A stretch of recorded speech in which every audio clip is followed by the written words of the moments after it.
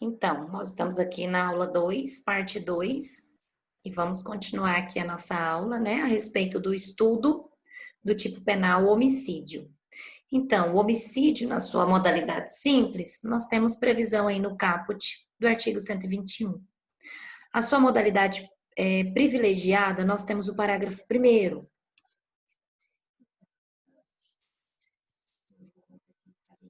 Dos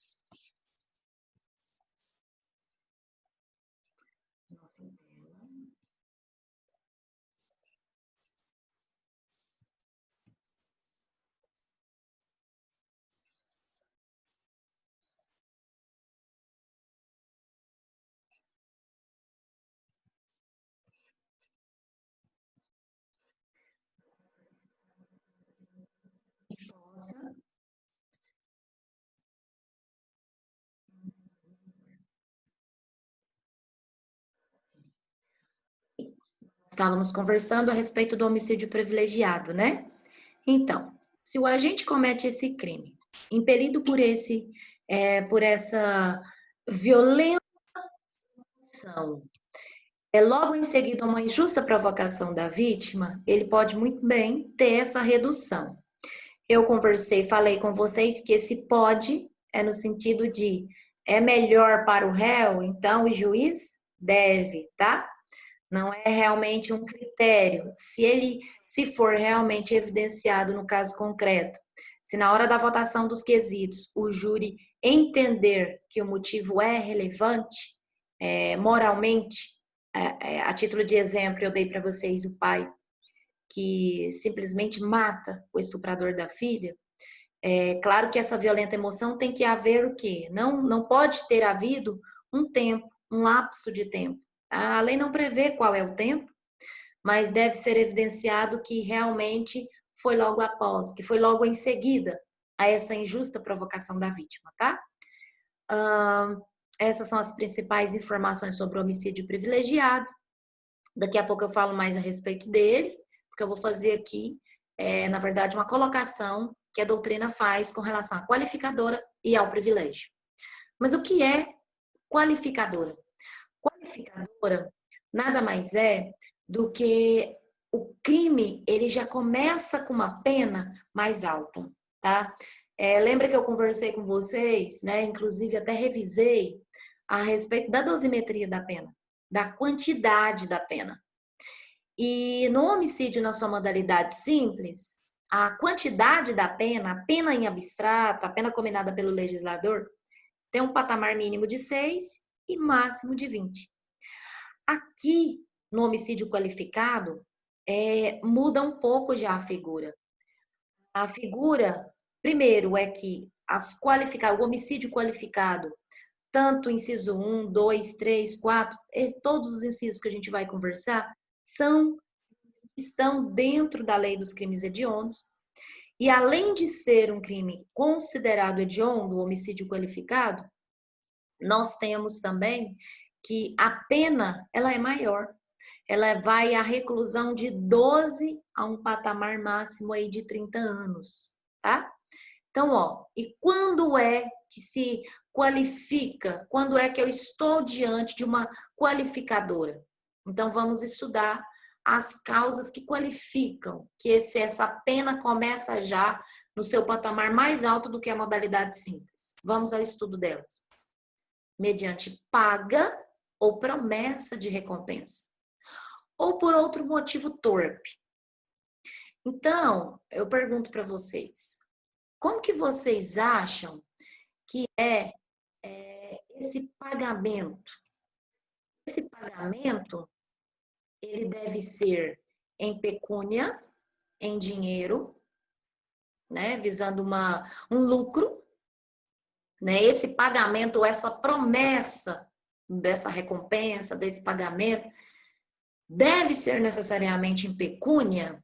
O que vocês acham? O que você acha, Débora, Gui, Lucas, Ana Luísa e todos os demais alunos? Vocês acham que deve esse pagamento? O que a doutrina diz a respeito? Tem que ser em cash, em dinheiro? Já vou responder. essa paga, a doutrina majoritária é no seguinte sentido. Ó, vamos ver se alguém respondeu aqui no chat. O Stanley disse que acredita que não. O Lucas também falou para mim que acha que não é só em pecúnia. Isso mesmo. Os dois estão certos, tanto o Stanley quanto o Lucas. Quem aí não se manifestou, mas acha que não precisa ser necessariamente em pecúnia, ó, acertou. O exemplo clássico que nós temos é que esse pagamento, o André fala que talvez seja uma barganha, né, André? Uhum. Pasmem, né? Mais uma resposta. O Samuel também acredita que não, ainda mais por estar escrito recompensa, né? Uhum. Tá certo, Samuel, é isso mesmo. Vocês estão certos. Essa paga, gente, essa promessa de recompensa, ela inclusive pode ser uma recompensa de uma mercancia sexual. Então, favores sexuais, essa é a palavra que eu queria chegar. Então, digamos que vamos colocar aqui como exemplo, Artrudes, vamos colocar aqui, não tem ninguém na turma com esse nome, né? Artrudes, ela tá muito insatisfeita, né? No casamento, muito mesmo. E ela é casada com Pablo. Então, Artrudes casada com Pablo. E Artrudes casada com Pablo, ela simplesmente, ela fala, olha, não quero mais saber do Pablo do meu pé, não gosto dele mais, eu quero eliminar a vida dele. Então, motivada por esse desejo de realmente tirar essa pedra do sapato, de realmente acabar com a vida do seu companheiro, ela promete, eu não tenho dinheiro, mas eu vou fazer o seguinte, eu vou prometer, vou fazer um acordo, vou ver se o seu José, se ele aceita esse acordo. E aí, a Artrudes, ela procura o José, né, que é um terceiro, e ela fala, olha, José, você sempre ficou aí no meu pé, né, você tá sempre, de vez em quando no meu pé, eu vou fazer uma proposta para você.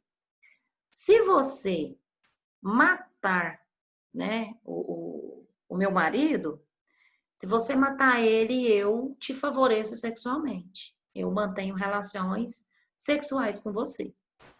Então, eu prometo para você manter essas relações sexuais com você, desde que você elimine a vida dele. E aí fica tudo combinado, né? E aí eu pergunto para vocês: digamos que ele elimine a vida do marido dela, da Artrudes. E aí, do Pablo? Como é que fica essa situação? Há a incidência de uma qualificadora aqui? Há incidência. Ainda que a recompensa, ainda que o pagamento não seja em pecúnia, não seja em espécie, incide a qualificadora mediante paga. Porque o pagamento não precisa necessariamente ser em espécie, em dinheiro. Mas ele pode muito bem ser numa vantagem, inclusive sexual, pessoal. E às vezes a gente pensa, isso não existe. Existe sim, tá? Existem casos nesse sentido. E aí vamos prosseguir. Ou por outro motivo torpe. E o inciso 2 fala motivo fútil. O que seria motivo torpe e motivo fútil? Qual a principal distinção? Qual a principal diferença entre torpe e fútil?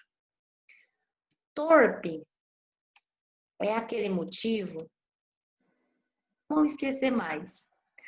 Torpe, na verdade, ele vem de uma palavra, né, que nós conhecemos como torpeza. O que é torpeza?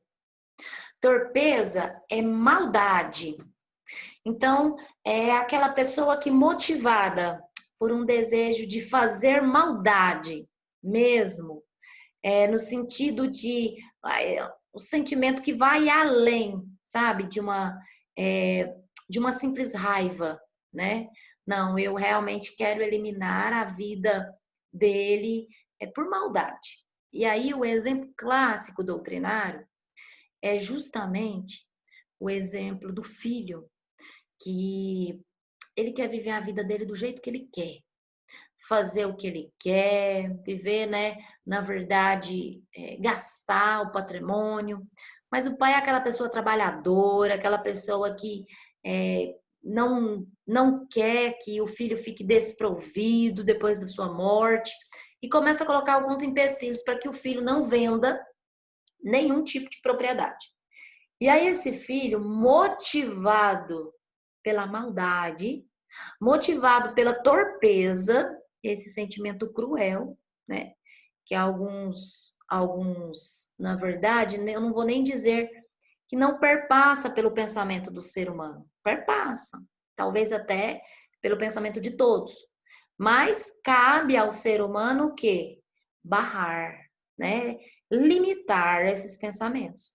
Então, a partir do momento que esse pensamento ele não é limitado, ele vem a ser exteriorizado, ele pode muito bem acontecer um causídico como esse, do filho, que desejando, com o pai em vida, acabar com o patrimônio, ele simplesmente, motivado por esse desejo de maldade, ele simplesmente ele elimina a vida do seu pai. Então, eu pergunto para vocês, resumindo, um filho, perdão, que elimina a vida do pai para ter acesso à herança é um exemplo que qualifica esse crime. É um motivo que um motivo torpe, um motivo que eu percebo muita maldade. Eu percebo, não só eu, mas a doutrina entende que o motivo torpe é essa situação, que eu olho e eu vejo a maldade, sabe? Porque jamais, né? Um patrimônio, ele está no mesmo peso que a vida. Jamais. Então, quando eu percebo a maldade do ser humano nesse sentido de eliminar que seja a vida do outro, para que ele fique com o patrimônio do pai, motivo torto, tá? Então, há aí a qualificadora prevista no inciso 1º, parágrafo 2º do artigo 121. E o motivo fútil? O motivo fútil significa nada mais, nada menos do que aquele motivo totalmente desproporcional com relação ao resultado. Ínfimo. É o caso de A eliminar a vida de B por causa de uma dívida de R$ 2. É o caso de A eliminar a vida de B porque quando ele chegou no estabelecimento, ele pediu de uma casa ou um estabelecimento comercial, ele pediu uma água. E aí o dono simplesmente não vendeu para ele, não deu, na verdade, para ele essa água, esse copo com água. E em função disso, há simplesmente, por motivo fútil, ele elimina a vida dessa outra pessoa. Então, realmente é um motivo muito desproporcional, tá? Isso é motivo fútil. O 3, nós temos aqui o emprego do veneno, do explosivo, da asfixia, da tortura ou outro qualquer, né, meio insidioso ou cruel, ou que possa retirar, ou que possa resultar perigo comum, né? Então, aqui, eu gostaria, o que eu chamo a atenção aqui? É para além da literalidade da lei. Vocês acham, parando aqui no 3, por um breve momento, que seria possível o caso de um homicídio ser considerado privilegiado e qualificado? Vocês acham que seria possível, no mesmo caso concreto, haver o benefício do privilégio, haver a constatação que no mesmo causídico houve a incidência do privilégio e também eu estou diante de um caso que incide qualificadora. E o que vocês acham? É possível?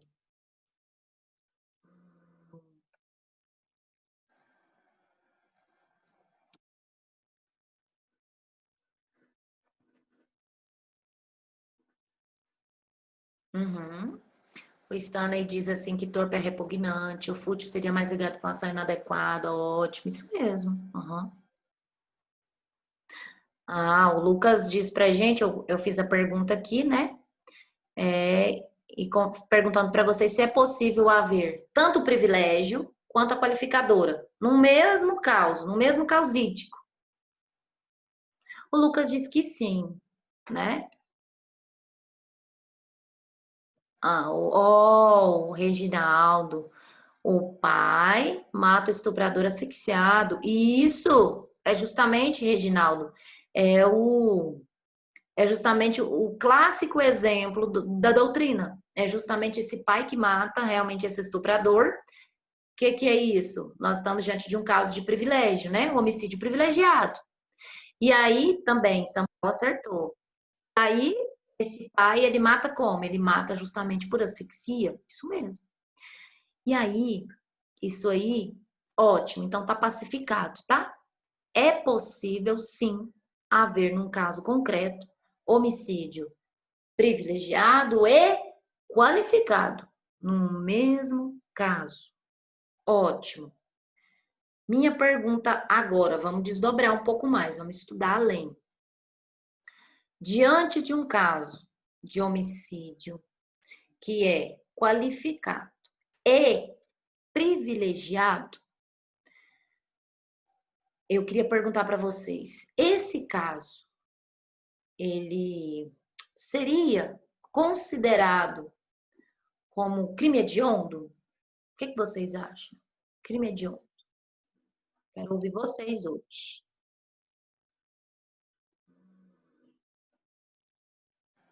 A Isabel disse que não é considerado hediondo. Aham.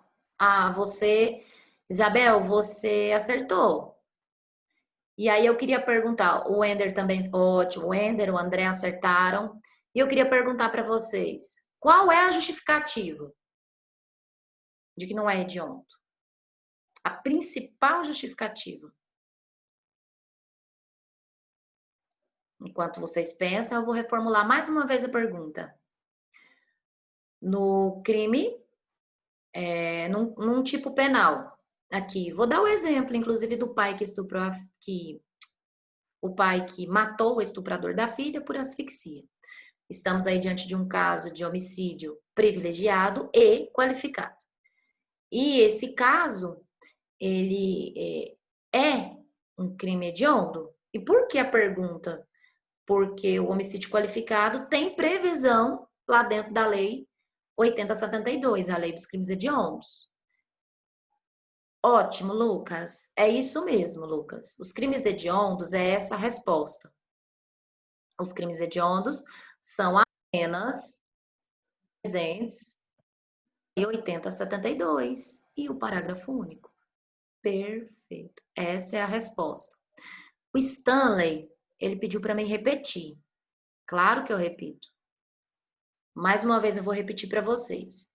Em um caso em que o pai, né, ele motivado por essa violenta emoção, logo em seguida, né, ao caso, por exemplo, que ele descobre ali, né, ele percebe ali que o estuprador acabou de estuprar a filha dele, e ele motivado por essa emoção violenta em seu coração, ele mata o estuprador, só que ele mata por asfixia.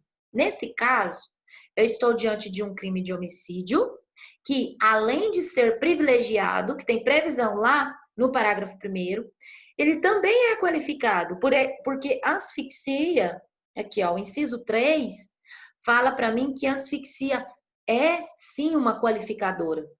Então, o que eu perguntei?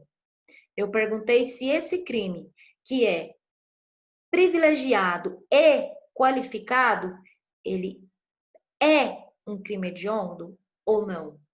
E aí a resposta, ela é muito clara, Lucas, muito bem explicado aqui nas suas palavras. O artigo 1º do Código Penal, mais uma vez eu falo para vocês, ele prevê que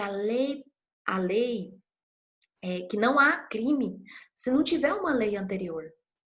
Então, se eu vou lá na lei dos crimes hediondos e eu, no rol, eu não encontro essa modalidade de homicídio privilegiado e qualificado, então quer dizer que um crime nessas condições que tem a privilegiadora e tem a qualificadora, não é hediondo. Por quê? Por falta de previsão. Então, se não tem previsão na lei dos crimes hediondos, então não incide aí a questão hedionda. Então, não é um crime hediondo. Todos entenderam? Sim? Ótimo. Então, vamos seguir.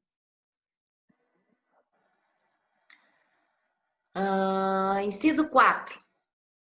Fala de traição, fala de emboscada, fala de dissimulação ou outro recurso que dificulte ou torne impossível a defesa do ofendido. Traição, né? Traição, gente, nada mais é do que, vamos pensar em um professor que está na sala de aula, né? E o professor está na sala de aula e todos os dias está convivendo com os seus alunos.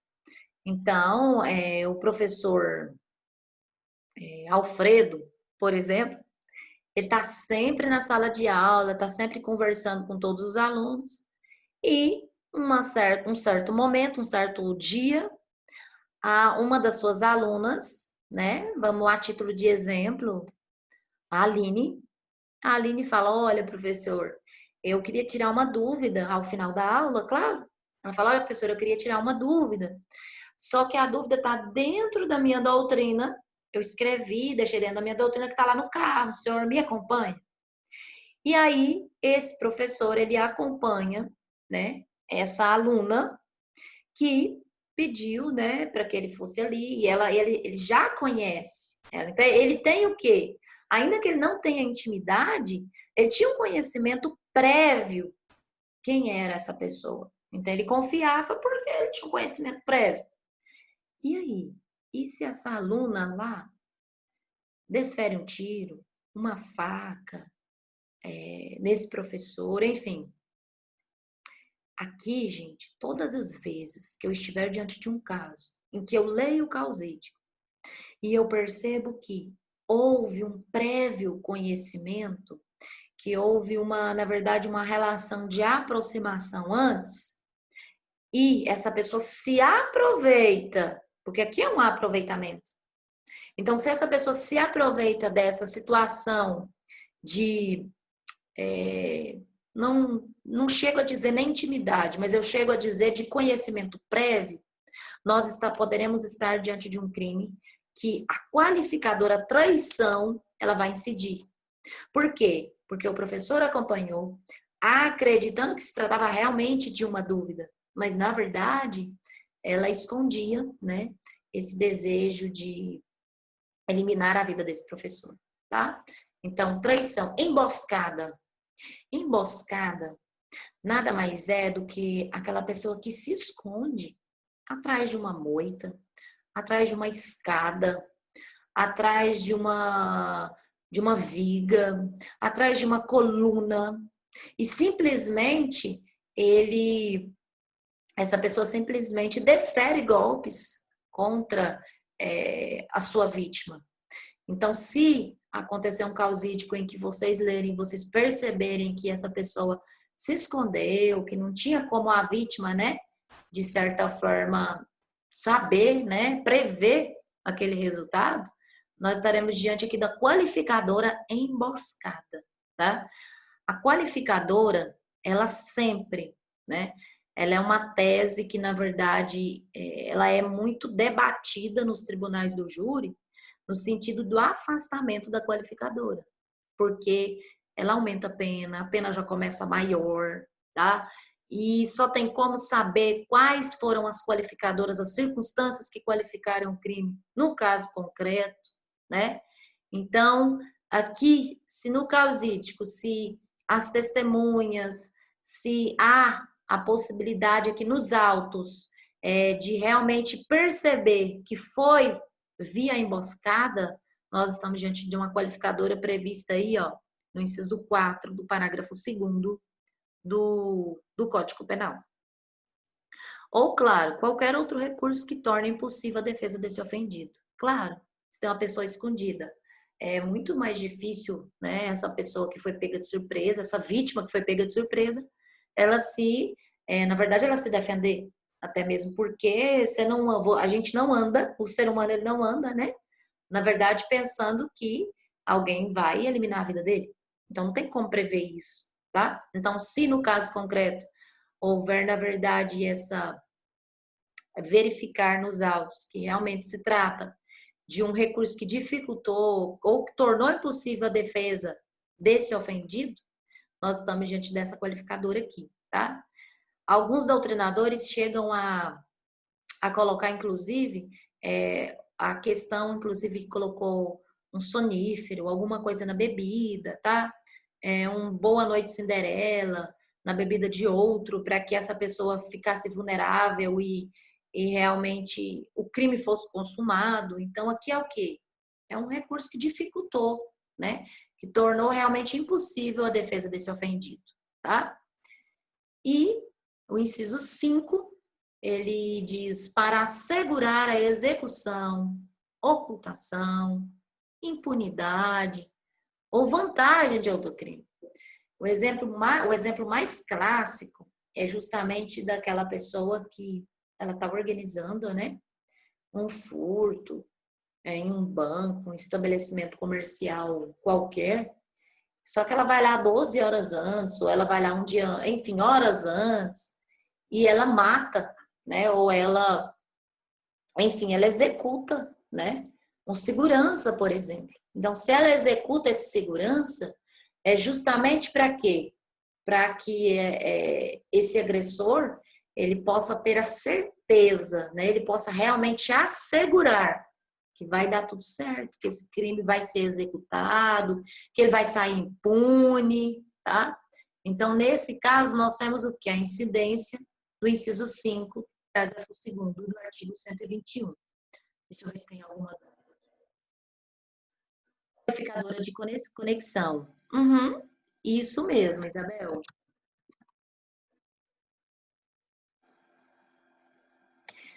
O Samuel pergunta assim, ó, existe um número máximo de qualificadoras que podem ser reconhecidas no caso concreto? Não, não existe um número máximo. Nós podemos, na maioria dos casos, a gente percebe o quê? A gente percebe a incidência de 2, 3, essa é a prática. Então, se você for procurar na jurisprudência, TJ de Goiás, TJ de Minas, TJ de São Paulo, se você for perceber lá e dar uma lida nas sentenças, você vai perceber lá que a maioria dos casos há 2, 3 qualificadoras, no máximo, em cada caso, tá? Então, é mais ou menos nesse sentido que nós temos aí uma jurisprudência pacificada, tá? Vamos pontuar.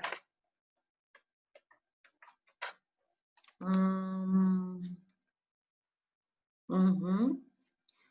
Ótimo. Eu acredito que o mais importante que a gente poderia conversar a respeito do homicídio qualificado são todas as circunstâncias foram realmente faladas. Mais alguma dúvida a respeito do homicídio qualificado, na sua modalidade qualificada ou não?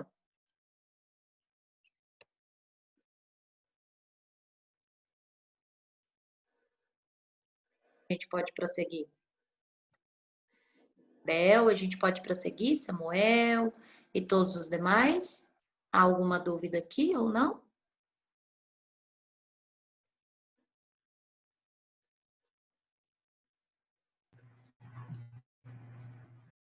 Ótimo, sente. Ótimo, Samuel, que bom.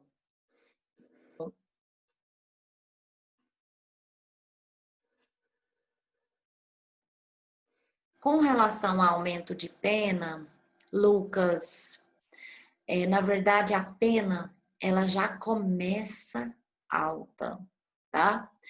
E lembra que eu expliquei para vocês que a pena ela tem fases. Lembra que eu conversei com vocês que nós temos. A primeira fase são as circunstâncias judiciais. A segunda fase nós temos as agravantes e as atenuantes. E a terceira fase nós temos o que nós chamamos, o que a doutrina chama de causas de aumento e de diminuição de pena, né? Não só a doutrina, mas o próprio Código Penal trabalha a estipulação dessas fases que a gente conversou, inclusive na aula anterior, que devem ser observadas, né? Devem ser respeitadas, inclusive essa ordem. E com relação à pena, é preciso sempre, em todos os casos de sentença, que a gente vai verificar numa sentença, é aquele princípio da vedação do bis in idem.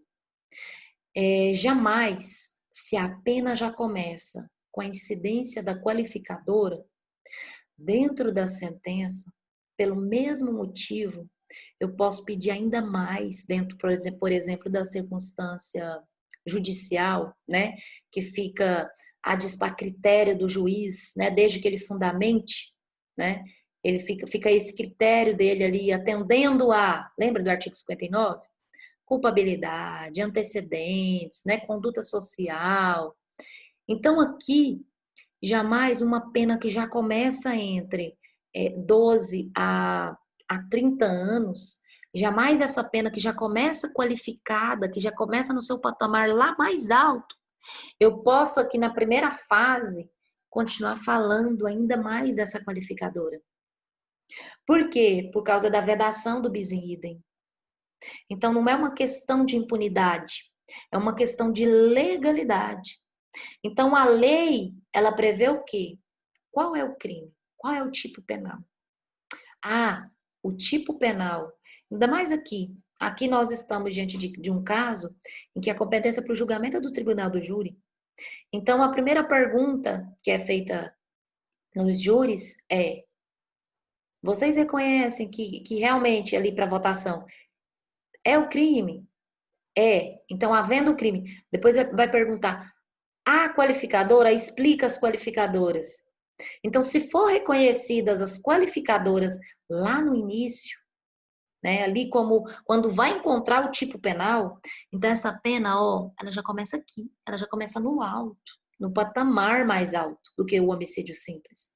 Então, começando mais alto essa pena, que na verdade a gente tem aí a pena abstrata, a pena combinada pelo legislador, a pena prevista na lei, eu, enquanto juíza, por exemplo, eu não posso, na hora das circunstâncias judiciais, levar em consideração algo que já foi objeto de aumento de pena, de qualificação da pena, lá no início do tipo penal.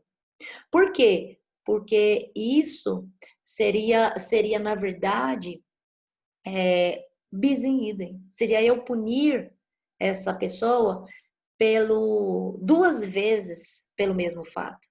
Então, no homicídio qualificado, em que o pai, né, o pai dessa filha, ele mata, né, o pai mata o estuprador da filha, então, por asfixia, né, exemplo, o que vai acontecer? Essa pena já começa no patamar mais alto. Então, dentro da circunstância judicial, eu não vou poder, por exemplo, enquanto juíza, levar em consideração a crueldade desse crime. Por quê? Porque já começou no patamar mais alto. E se porventura tiver aumento de pena lá nas circunstâncias judiciais, e aí vocês me perguntam por quanto, né? Então, assim, Guilherme de Souza Nutti, ele trabalha com um patamar aí previsto por volta de 6 meses, né? a depender do caso. Por quê? Por que a depender do caso? Porque lembra que eu conversei com vocês que a pena tem um mínimo e um máximo. Entre o mínimo e o máximo, nós temos aí uma quantidade de anos. Então, essa quantidade, ela é dividida por 8 na hora de fazer, na verdade, esse cálculo. 8 por quê? Porque são 8 as circunstâncias judiciais, que é o antecedente, que estão lá no artigo 59, todas no artigo 59. Então, assim, normalmente aí é preciso ter muito cuidado na hora de já iniciar com uma qualificadora e depois, na hora ali da escolha da pena base, o juiz ele deve ter muito cuidado de aumentar qualquer mês, tá? Por quê? Porque já começou com a pena alta, tá? Eu acredito que eu fui clara, né? Nós estamos aí encerrando essa parte 2 da nossa aula e a nossa parte 3 eu já vou mandar novo link para que a gente dê continuidade e no próximo nós vamos estar trabalhando o homicídio na sua modalidade culposa, tá? Eu aguardo todos vocês na próxima aula.